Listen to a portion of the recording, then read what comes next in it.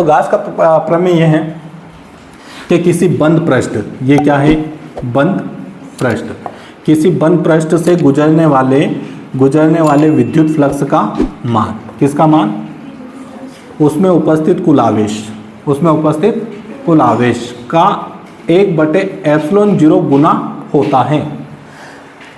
Gauss प्रमेय देखना, किसी बंद पृष्ठ से गुजरने वाले विद्युत फ्लक्स का मान उसमें उपस्थित कुल आवेश का 1/ε0 गुना होता है। यही गाउस का प्रमेय है कि किसी बंद पृष्ठ से गुजरने वाले विद्युत फ्लक्स का मान उसमें उपस्थित कुल आवेश का 1/ε0 गुना होता है। ε0 तो पता है आपको क्या है, ये वायु या निर्वात की विद्युतशीलता है। ठीक है, तो देखना, मान लीजिए कोई बंद पृष्ठ है हमारे पास, बंद पृष्ठ को नाम दिया हमने S। इस बंद पृष्ठ में कुल आवेश कितना है, Q है ना। तो इस बंद पृष्ठ से क्या निकलेगी, बल रेखाएं निकलेगी। बल रेखाएं पढ़ी हमने कि विद्युत क्षेत्र में स्थित किसी पृष्ठ से निकलने वाली बल रेखाएं, अभिलंबवत बल रेखाएं। और बल रेखाओं की संख्या को क्या कहेंगे हम, विद्युत फ्लक्स कहेंगे। तो इस पृष्ठ से बल रेखाएं निकलेगी, इसमें आवेश कितना है, Q है, तो इस पृष्ठ से क्या निकलेगी, बल रेखाएं निकलेगी। बल रेखाओं की संख्या को हम क्या कहेंगे फिर, विद्युत फ्लक्स। तो विद्युत फ्लक्स किसके बराबर होगा, तो बोले विद्युत फ्लक्स इसमें जितना भी आवेश है उस आवेश में किसका गुणा कर देंगे हम, 1/ε0 का क्या कर देंगे, गुना कर देंगे। तो उस बंद पृष्ठ से गुजरने वाला क्या निकल आएगा, विद्युत फ्लक्स निकल आएगा।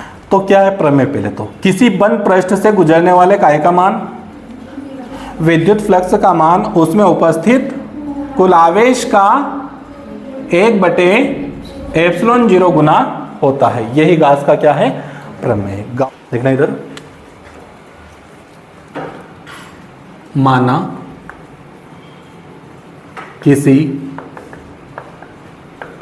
बंद पृष्ठ में, यदि कर लीजिए आप, है ना, लिख रहे तो, यदि किसी बंद पृष्ठ में उपस्थित कुल आवेश कितना हो, कुल आवेश Q है, तो उससे गुजरने वाला क्या, उससे गुजरने वाला विद्युत फ्लक्स फाई E, ठीक है। फाई E बराबर कितना होगा, Q इंटू कितना, 1/ε0, जहां ε0 बराबर क्या है, वायु या निर्वात की क्या है, ये विद्युतशीलता। ये नोट कर लीजिए। फिर इस गाउस प्रमेय की ये स्थापना है, ठीक है। एक बंद पृष्ठ बना लेते हैं अपन।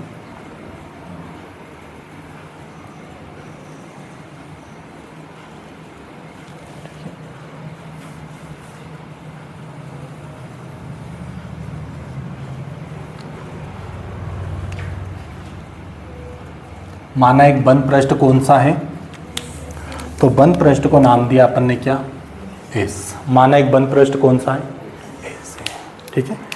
इसके किसी बिंदु यहाँ मान लेते हैं, किसी बिंदु O, किसी बिंदु कहाँ पर, O पर। O पर क्या है, O पर प्लस Q आवेश स्थित है। इस बिंदु से कितनी दूरी पर, इस बिंदु से स्मॉल r दूरी पर क्या है,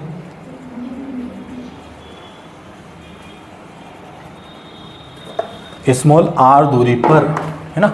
एक बिंदु कौन सा है, P है, तो वो बिंदु हम जो है यहां मान लेते हैं। एक बिंदु कौन सा है, P है, और ये कितनी दूरी पर है, तो ये जो है r दूरी पर है।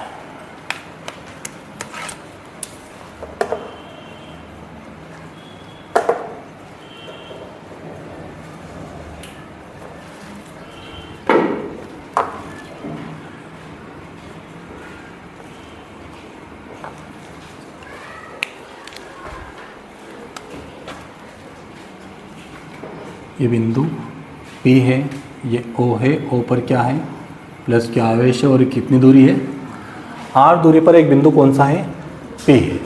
P पर क्या निकालेंगे हम विद्युत क्षेत्र की तीव्रता। तीव्रता कितनी रहेगी यहाँ पर E रहेगी। E बराबर कितना रहेगा 1/4πε0 इंटू क्यू बटे कितना r²। अब बिंदु P के चारों ओर क्या करेंगे हम एक अल्प पृष्ठ क्या नाम देंगे हम ds। क्या नाम देंगे ds। एक अल्प पृष्ठ ds की क्या करेंगे हम कल्पना करेंगे। ds को थोड़ा सा डार्क कर देते हैं इसको।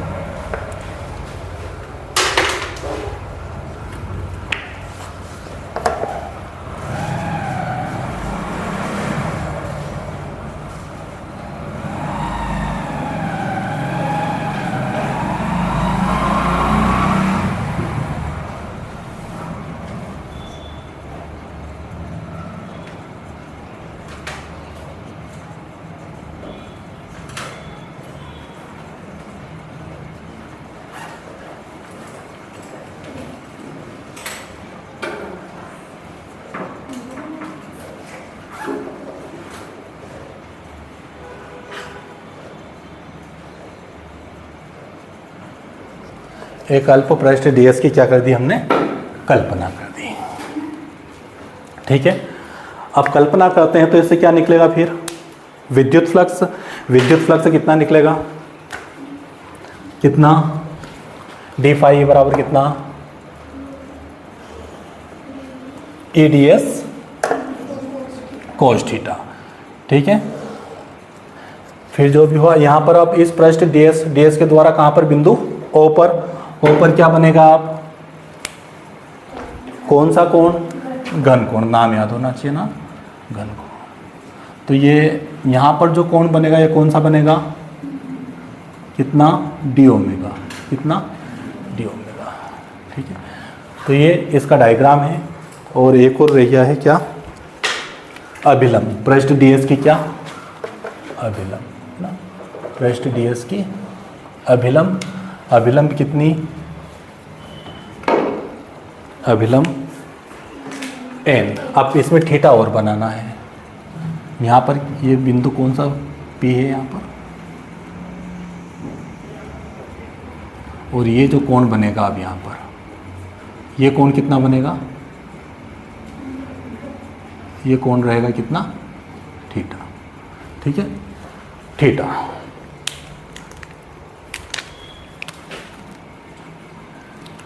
चलिए तो थ्योरी लिख देते हैं इसकी। माना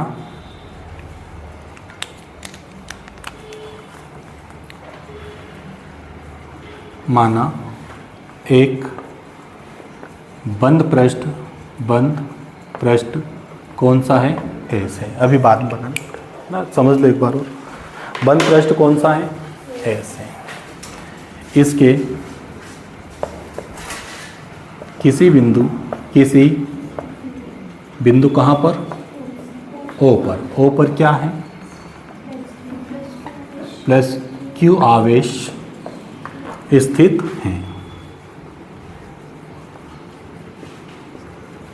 इस बिंदु से जो बिंदु O है इस बिंदु से कितनी दूरी पर स्मॉल r दूरी पर क्या है एक बिंदु कौन सा है P है, जिस पर विद्युत क्षेत्र की तीव्रता कितनी E बराबर कितना, तो बोले 1/4πε0 इंटू क्यू बटे क्या r²। कौन सी दिशा में रहेगा ये OP दिशा में ना, दिखाई दे रहा है आपको OP दिशा में। और ये समीकरण कौन सा बना हमारे पास फर्स्ट। अब कहाँ पर, तो बिंदु P के चारों ओर एक अल्प पृष्ठ। अल्प पृष्ठ कौन सा माना हमने? ds। ds की क्या करते हैं? कल्पना करते हैं। अतः इस पृष्ठ से क्या, अतः इस पृष्ठ से, यानी ds की बात कर रहे हैं हम, पृष्ठ से गुजरने वाला क्या निकालेंगे हम? गुजरने वाला विद्युत फ्लक्स कितना हो जाएगा? डी फाई ई बराबर कितना? EDS। क्या लिखेंगे? EDS कोस थीटा, जहां थीटा बताना पड़ेगा आपको। थीटा बराबर क्या? तो पृष्ठ ds की क्या है वो? अभिलंब है ना। तो यहां लिखेंगे हम पृष्ठ ds की अभिलंब तथा क्षेत्र कौन है हमारे पास? E के बीच का कोण है। ठीक है, इसको यहाँ ब्रैकेट में बंद कर देंगे। ठीक है, अब यहाँ पर लिखेंगे हम कि समीकरण 1 से काय का मान रखेंगे, इसमें ए का मान रखेंगे।